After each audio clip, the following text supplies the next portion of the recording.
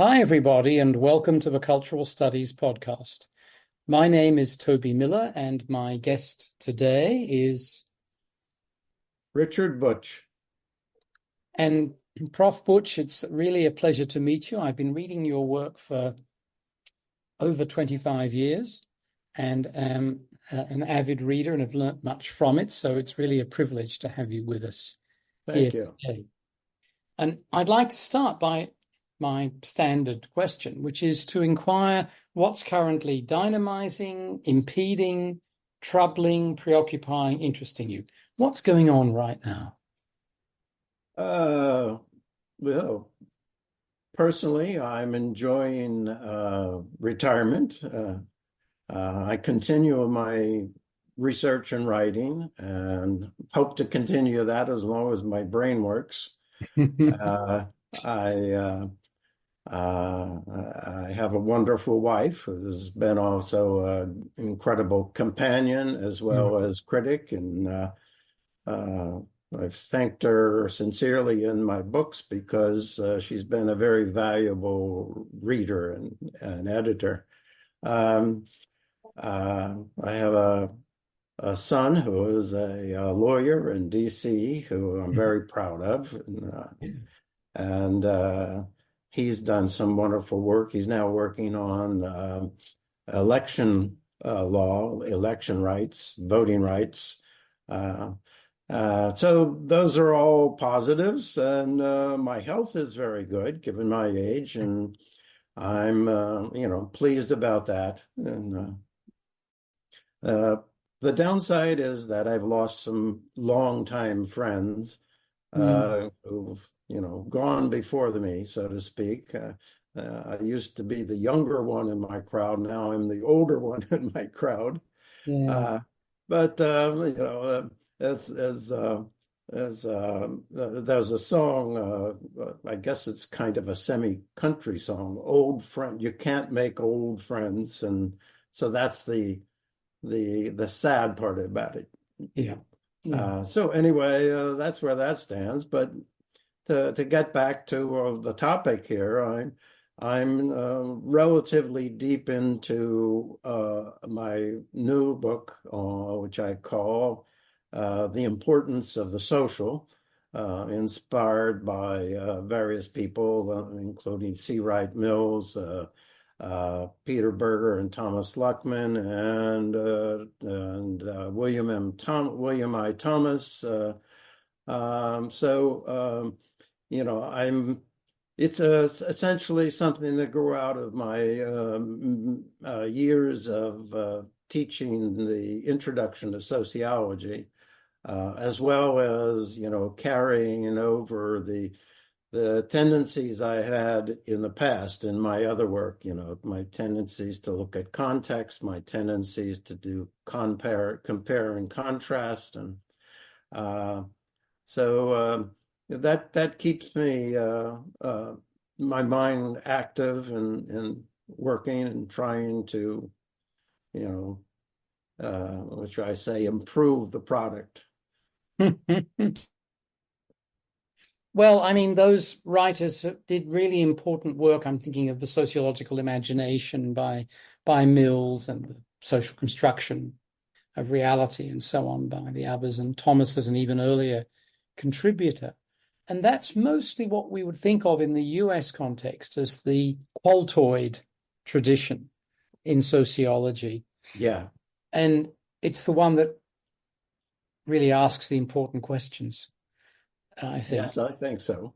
But there is that division that's still quite strong in sociology between the attempt to, or the desire, or the passion for, or the capacity to reduce things to the knowable in an experimental sense, versus the desire to ask broader questions in a way that might be more observational or interpretative. I mean, that's my crude binarism, my crude Yes. bifurcation. When you were Yes. teaching introductory classes, how did you manage the relationship between these different wings of the enterprise? Well, I mean, that's basically kind of the core of all of my work, and that is to The way I talk about it in my new book is to talk about the three legs of the stool, and that is structure, as I defined it, culture, as I defined it, and agency. And you can't talk about, you can't understand, you can't see, you can't analyze without seeing how these all relate to each other. And so that's been my approach for a very long time. I started out with you mentioned my engineering background, so obviously I have a significant mathematical background. Yeah, yeah. And when I first came to get a PhD, it was actually in experimental social psychology, which is the very kind of thing that you were talking about. Yeah. And what grew out of that is my realizing that it was, what shall I say, too confining, that it didn't have all the parts, and that it needed, that I needed to take a step back and look at the bigger picture as you spoke about it. Mm. Simply not because I just like the big picture, but I can't explain individual behavior without the context. And vice versa. We can't explain the context. Where does structure and culture come from if it doesn't come from individual actions? Right. So you have to look at it all. That's where the agency bit comes in. I suppose there are some elements here of the structuration debates of the 1980s that Anthony Giddens and others were involved in, where there is an attempt to acknowledge the importance of social structure like class and gender and race and age and religion, but also to acknowledge people inhabit these places and they make these places. They make these places. Right. Yeah. It's it's both and. Am I heading towards an A in Sociology 1000? Well, I don't know. I'd have to look at your other grades and what you have been studying. There's a bell curve out there somewhere that has my fate sealed within its shape. So that's a very interesting trajectory that you've been on. So really, across some of the key academic elements in the disciplines, across engineering, the intersection of social science, and then into social sciences, and the bits of sociology that also intersect with humanities in some ways. Yeah. Oh, definitely. Definitely. Yes. Yeah. I was one of the few undergraduates in engineering who was also interested in the humanities, and I had little contact with the social sciences as an undergraduate, actually, until I applied for this graduate program in social psychology.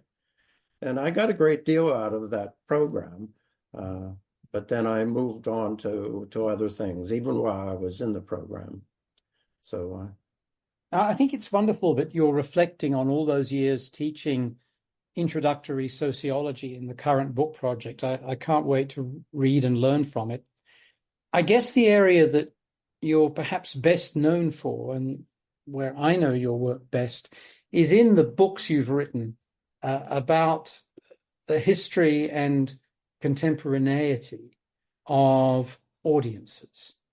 And yes, most of us focus on just one medium, or we focus on electronic media exclusively. But you go, as they say in baseball commentary, back, back, back, as well as forward, forward, forward. yes, yes. And I think this is one, along with your terrific writing and your careful archival work, part of the richness of your contribution. So could you tell us a bit about that research and how you became interested in it and so on? Oh boy, let's see. Well, my first work having to do with media was the sitcom work, where I was drawn to it by another colleague when what became a hugely topical at the time situation comedy. The Archie Bunker show was called All in the Family. Um, and I drew my attention to media. But even before that, I had a kind of an interest in um, uh, uh, cultural hegemony, as I would call it now. I didn't think of it in those terms then, and its relationship to class structure. You know how you may remember a book by Richard Sennett and Jonathan Cobb called "The Hidden Injuries of Class," which kind of illustrated this kind of effect of what you might call dominant culture upon class structure. And so I began to be interested in that. But then, I had sort of set that project aside and was looking for something new.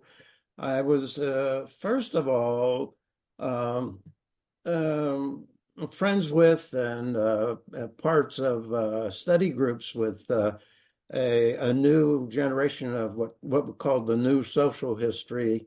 Um, and so I was bumping up against a number of social historians who were most of all interested on production, on labor history and things in that area. And So what I wanted to do myself was to not pursue that part of it, but to pursue the other part of what you might, instead of work, I wanted to look at leisure and how transformations, the development of industrialization, of capitalism, and so forth, were affecting people's leisure. And so I originally wanted to pursue a study of the shift from music making to music listening. And I was started doing archival work and and reading secondary and sources, and I really kind of ended up hitting a wall there because so much of what was critical simply wasn't in the historical record. But what I did find in the process, excuse me, I was sitting in the University of Pennsylvania library looking at some archival pieces having to do with theater, thinking that this might have a connection. And I began to stumble across all this work about theater audiences in the early to mid 19th century. And it was one of those situations where, the documents kind of fall off the wall on your head, and you have this kind of trove of things that are sort of offered to you. And so I shifted to looking to these other things. So you put looking at 19th century theater on one part, trying to see how we go from, what should I say, leisure or entertainment making to entertaining listening or viewing. Mm. You put that together with the study of TV sitcoms, and you have the sort of two ends of my book. So that launched me into this. And I found for the first time a really not just interesting, but enjoyable doing the documentary research and discovering all these things. So it was a very enjoyable project in that sense. So that's where it came from. And one of the things that you engage in your work at different points is something that's a very poignant issue right now, and in some ways connected to the valuable work that your son is doing in terms of allowing people to vote, which is immense anxiety over media effects. In the contemporary moment, the attempt to turn people away from their democratic rights, which is done through all kinds of means, legislative, juridical, but also mediatic. But it's an anxiety that goes back a very long time about selling things, about turning people into communists, about transforming them into fascists, about making them sexually violent, the entire media effects world. And I wondered if you could comment on that complexity, because it's been, as you know, so important, not only across the social sciences, but hugely in public policy debates and parental concerns. Yes, that's definitely true. So we'll give you some deep history there. As I've talked about, and I guess probably more in citizen audiences, is that this concern about audiences goes way back in Western history. I haven't only just sort of dabbled in it beyond that. But the problem going back, for example, to the Elizabethan era and Shakespeare, and the audience as a rowdy crowd and a potential source of riot and so forth. You know,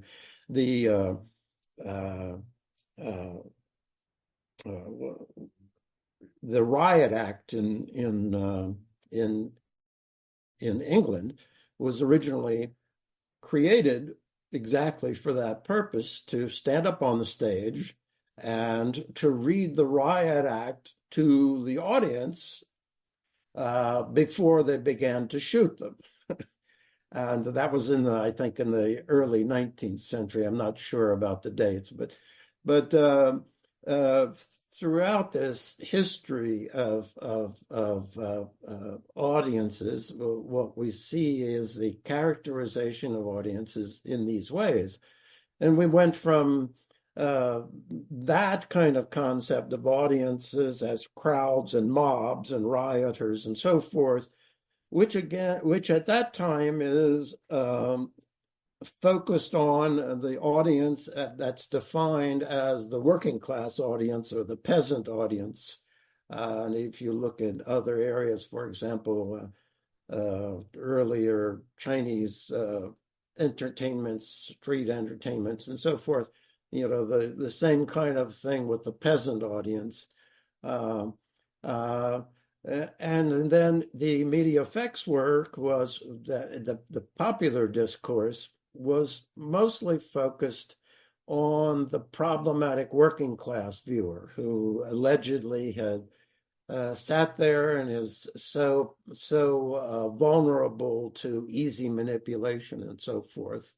And of course, the commentator on the audiences is always stands above that of course they're not so easily swayed. It was the same thing with theater going back into the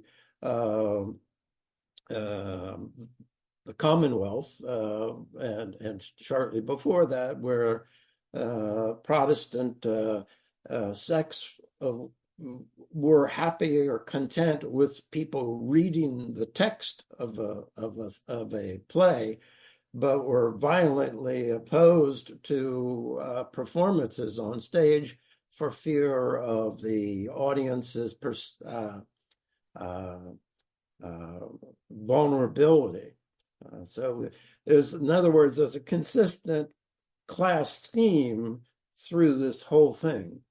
And now we're back to it again with the internet, with the social media, and with AI. I mean, concerns that are legitimate in some ways, and we have to, you know, we can't just simply dismiss these, but they are sometimes they are blown out of proportion. But you know, I do have, you know, serious concerns about the internet and the consequences, and I think that's illustrated especially with the training of chatbots. The AI, artificial intelligences, that could not be possible without the internet, because the basis of information is available on the internet, and that to me gets to issues about what is AI. Is it simply a machine? Is it simply a matter of probabilities? Is it a tendency towards consensus thinking? Is there any consciousness there? Is there any emotions there, and so forth? And what does that mean about the difference between humans interacting with AI and AI interacting with humans? So that's trying to cover all the bases there. Yes, you've taken us on a trip of many hundreds of years Yeah. with a wonderful historical sweep. My question about that, if I may, Prof, is to ask whether you really see this as a qualitative shift, whether artificial intelligence changes the game sufficiently that talking about the old anxieties that drive media effects research or drive things like the Riot Act, which basically, as you say, are about class differentiation and the idea that only certain educated persons can control their bodies in response to information. They're the ones who can be censors, for example, because they know what will drive them to sexual violence or drive them to fascism, whatever it might be, and can control themselves. There's that notion that's been around for centuries, really, in different forms. Whether there's something actually different today with ability. Today, when I read that Donald J. Trump, if elected, says that he will make Elon Musk Secretary of the Treasury, I really thought this one cannot be true. From tragedy to comedy. Even so, Prof.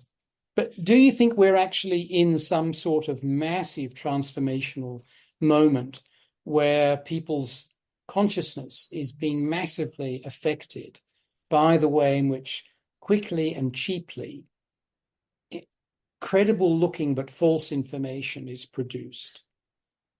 Yes, yeah. Well, that's the I see the problem much more on the production end than on the reception end. Okay. Just as you're saying, not just the technology, but the concentration of control over all of that technology is hugely disturbing. Yes, it's and it is as I can see it at the moment. It is less about class and more about a shift in another long history, a shift in technology that has potential to create considerable disruption and difficulties. Yes, I agree wholeheartedly with that. I'm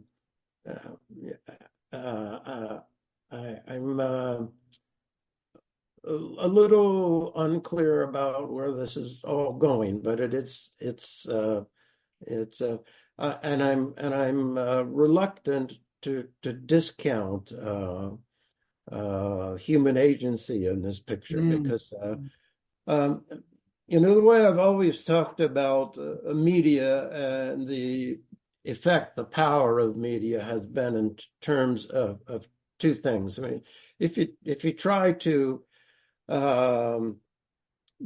distill all the media effects research going back into the 30s and on, continuing even today, thousands and thousands of experimental research and surveys and other kinds of things.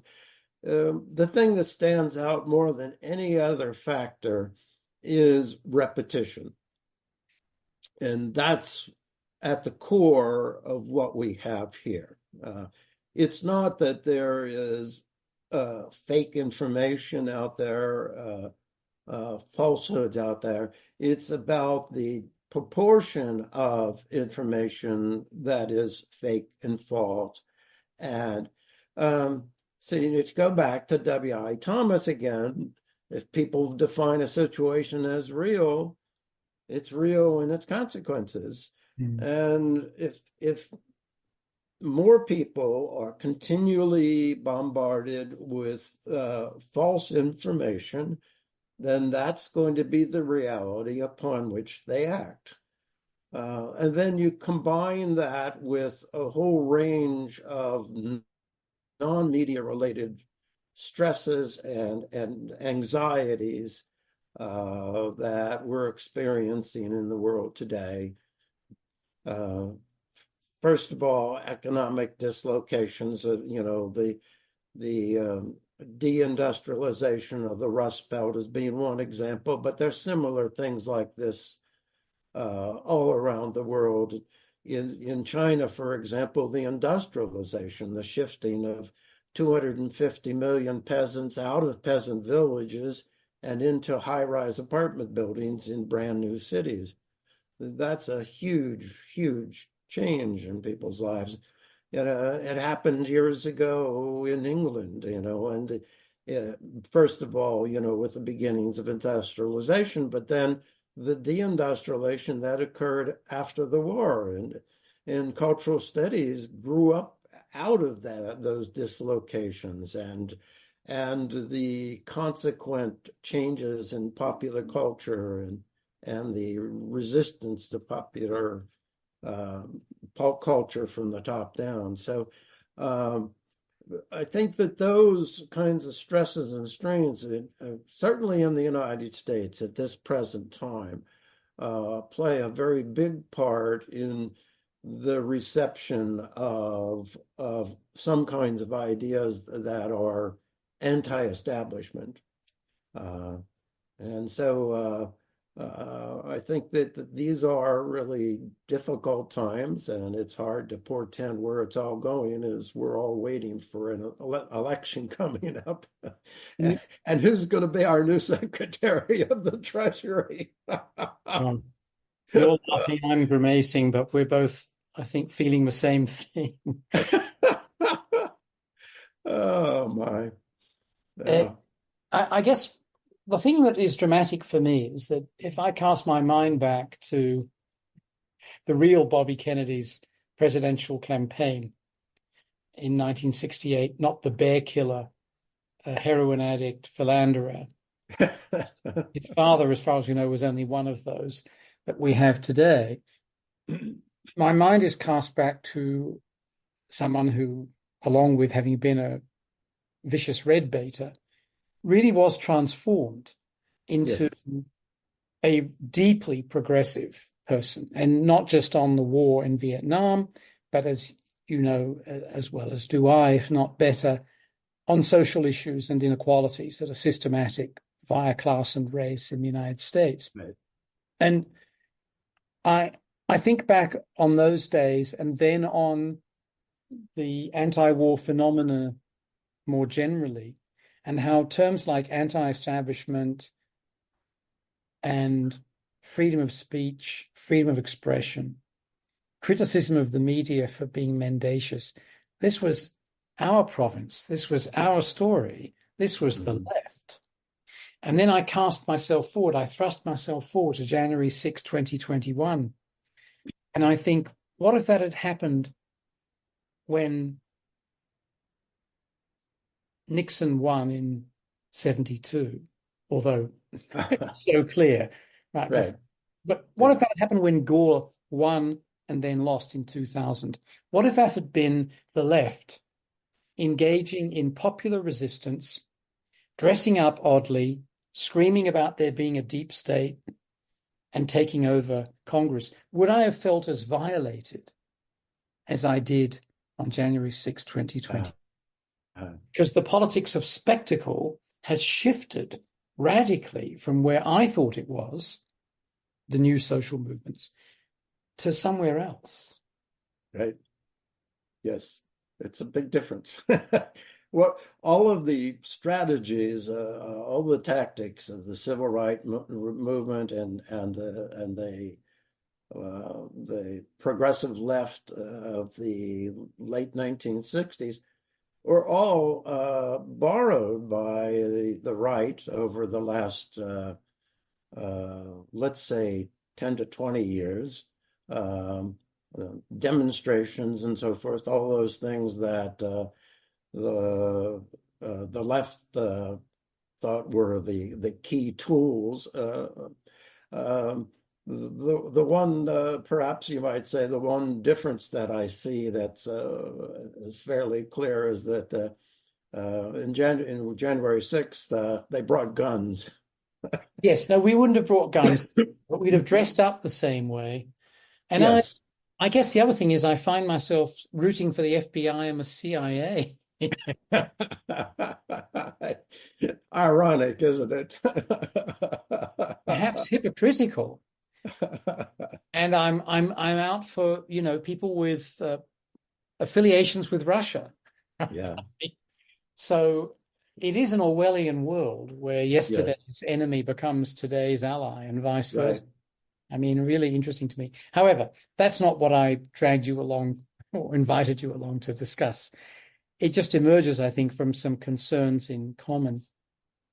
I wanted to ask you about a much later book, which I've only recently encountered. It's from 4 or 5 years ago, and it's a very ambitious, really impressive cosmopolitan international history of screen culture. Screen Culture, A Global History, it's called. An astonishing book that is both deep and broad in its perspective. Could you tell us a wee bit about that one? Well, I was going to. I had finished Citizen Audience, and I had done a number of articles and chapters and so forth, and I was about to start on a new book, which was going to be the culmination of this long-lasting but intermittent project on sitcoms, which I called Homo Faber, and which I still have on my list of things to do, but I don't know whether I'll last that long. And I got an email from the acquisitions editor at Polity Press asking me if I would do a book on what she called screen culture. And I said, well, yes, I'm interested. We'll talk about this. And then she said, yeah, I would like it something like what you did with Making American Audiences, but give it an international twist, give it a global twist. And so at first I thought, okay, yeah, I'll do that. I'll slap something together in about, 2 years or so. And then I'll get back to my project, So I said, then when it came to the contract, I said, well, I'm gonna need at least 5 years, because I decided that I was going to take this point about the global twist. I was going to take it seriously, because I thought if I didn't take it seriously, I was going to end up with, excuse the language, a bunch of claptrap. Right. And it was going to take time to do anything like this. But I still thought 5 years. Well, 6 years came by. I got a friendly reminder that I was a year past. 7 went by, and so forth. And that was because it was an extremely daunting task, and it was extremely difficult to pull it all together. I did that through this framework of of globalization, cultural hegemony, colonial powers and colonies, and using that thread to try to give it a framework. But it was very, very difficult for me to get through. At the end, I was just so exhausted. I just handed it over to a copy editor. I said, "Here it is." I was so exhausted. I should have taken 2 or 3 months off and then done another final edit myself. But I think it came out okay. I think people can read it. It's terrific, and it manages to include perspectives from major media cultures that are often excluded, particularly from textbooks. Yes, yes. And Well, it was kind of the culmination of what I've tried to do in my other work, which is compare and contrast. Those are the two things which, looking back on my work, tend to be consistent themes. Context on the one hand, and compare and contrast on the other, because I've always been a great I found great benefits in how things become glaringly obvious when you compare one thing to another. Whereas if you're just looking at the one thing, you really don't notice them. And that's what this book is. And I launched this. I also did an edited book with Sonia Livingston, which I wanted to call Translating Audiences. But Sonia and my wife and my editor were disinclined to that title. So we called it Meanings of Audiences. But that's exactly what it was, is to try to make every effort we could to find contrasting ways of approaching media, approaching audiences, understanding these phenomena. So that by doing that, we could reveal new things that with our Western blinkers on, we were missing. And so, geez. Sorry about that.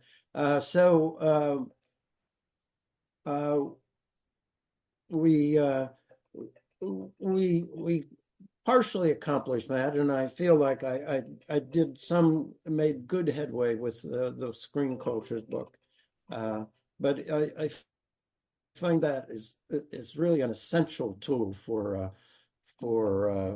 any kind of social research. And the book you co-edited with Sonia Livingston is terrific. Prof. Richard, I had one more question for you, if I may. And then I'd like to invite you to add anything you wish as a means of bringing us to a close. Okay. That might mean going over terrain we've already covered, something else occurred to you, or it might be something we haven't discussed. Does that sound all right as a means of concluding affairs? So my last question is, back to Archie Bunker and All in the Family, Carol O'Connor.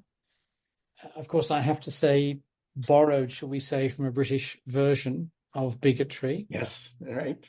And I guess this is part of the interest in the sitcom, meant to be a liberal critique of bigotry, but in fact he became the hero, the Archie Bunker figure. Right. I wonder if you might reflect a bit on that. Well, it's there were these surveys done back in 1973 by experimental social psychologists that found that a good number of fans of Archie Bunker, of the show, were doing the opposite of what the producer intended. He was intending to make Archie look like a buffoon so that other people who were prejudiced, like Archie, would not want to look like that, and therefore would change their behavior and maybe their thinking. But of course, that's not the way persuasion works at all. And it's a great example of agency, because it's what people have done forever, is to take the text and transform it for their own purposes. That's what cultural studies was all about. That's no doubt what happened with the people who were telling the tales of Homer. So what they did is they turned this thing on its head. Archie wins all the arguments and so forth. So there are a lot of lessons in that show, and this is one of these examples where experimental social psychology has really kind of opened up a window, and it's really a question of how much you see through that window, and you can see a great deal sometimes. Yes, that I agree that is an important factor. Wonderful, wonderful story. Poor Norman Lear. He made it to 100. He made a lot of money, gave away a lot of money, probably never got over the fact that there were fans of Archie Bunker who weren't behaving the way they were meant to. Right. Yes. Richard, I wonder if, as I said, I could invite you now to add anything you wish to bring things to a close. Okay, sure. Well, depending on how much time I spend and how much I talk, let me say a little more about the new book that I hope I will finish in the next decade at least. Hopefully a lot sooner. What I was started this project in 2019, and now I'm well into it. But it's again, as usual with me, it's taking forever. But one of the things that really struck me is to take this thing about prejudice, for example, as an example.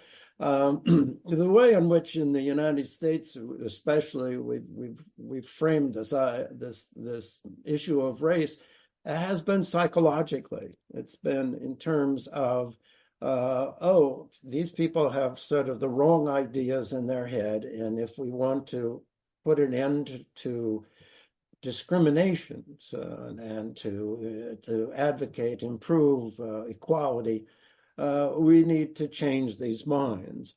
But what's missing in that picture, and one of the things the thing that I emphasize in this new book, is that there's a great deal more than what's in people's minds that are involved here.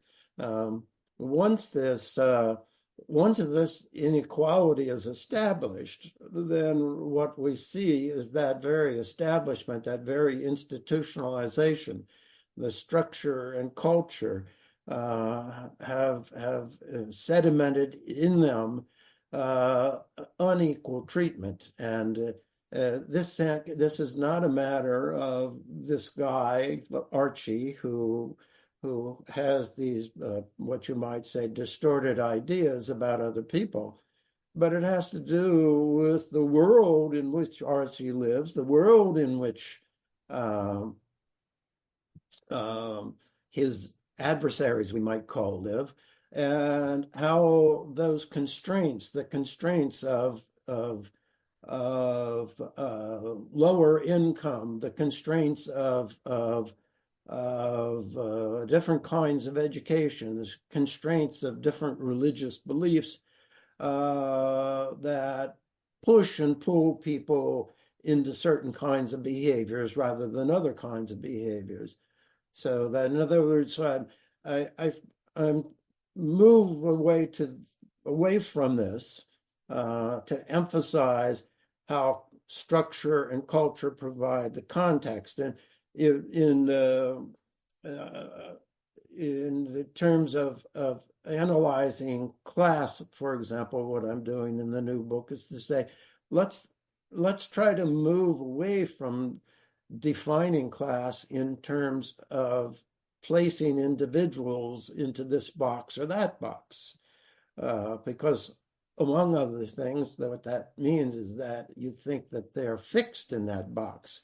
And instead, let's look at these boxes and how one, what I call circumstances, how one either achieves entry into that box or exits that box.